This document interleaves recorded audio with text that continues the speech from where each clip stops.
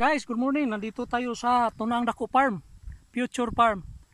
Muna itong area dire oh. Overlooking kini sa dagat.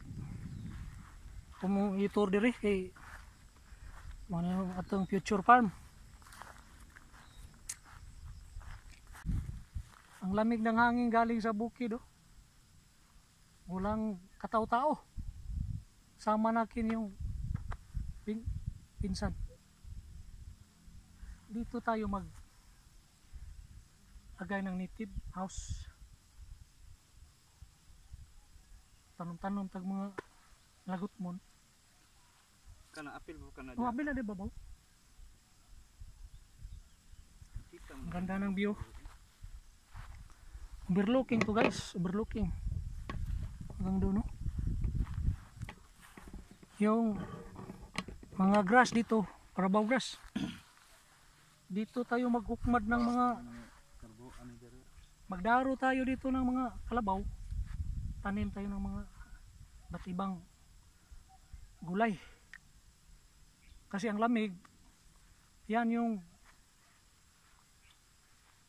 gusto ng mga gulay na malamig na lugar.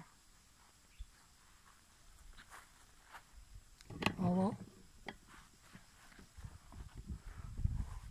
Ayan yung area namin. Sobrang lamig. Palit lang tag mower. Ito na siyang limpyuhan. Una mapatag niyo diri. Yung pananaw mo dito halos green na green. Walang abog.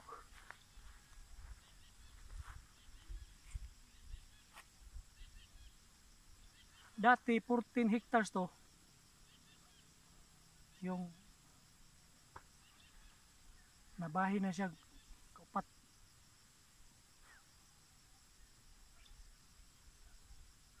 Maraming baka diyan no. Doon sa unahan, mayroong kalabaw.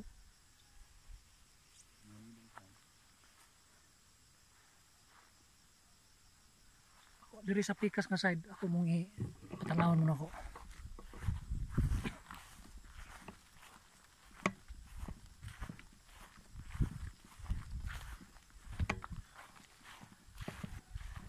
Ayan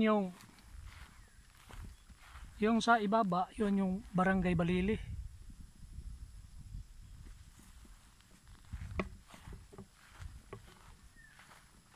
Ganda ng lugar.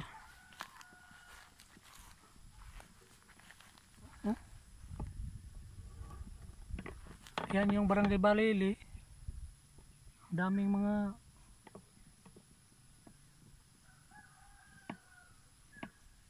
maraming mga bahay diyan sa ibaba.